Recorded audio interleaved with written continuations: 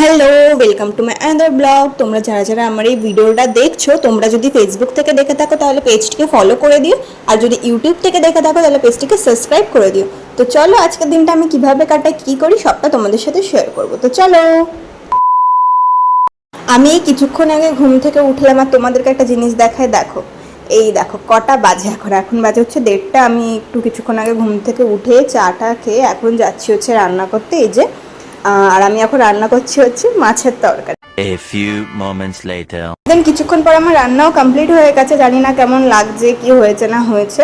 তো এবারে আমি স্নান করে ডাইরেক্ট খেতে বসে যাব। সকালের ব্রেকফাস্ট করেছি আমি দুপুর 1:30টার সময়, আর দুপুরের লাঞ্চ করছি আমি বিকেল 4টের সময়। কি করব বলো, ঘুমই হলো আসল মনের ভালোবাসা।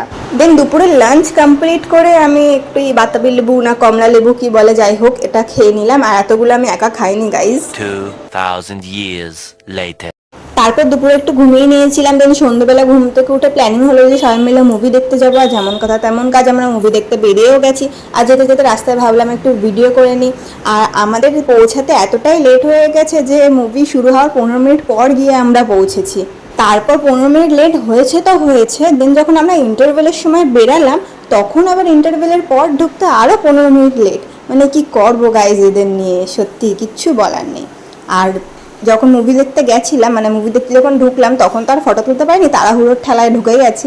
আর আমাদেরকে তো সামনে দিয়ে বেরোতে দেয়নি, আমরা সেই ওই ওপর দিয়ে ঘুরে ঠুরে এসেছি আবার সামনে ফটো তুলতে। এখানে সব ফটো শ্যুট হচ্ছে, আমিও কটা ফটো তুলে নিলাম। দেন আমি অমিতদাকে বলছি, বলো তোমার মুভিটা কেমন লেগেছে।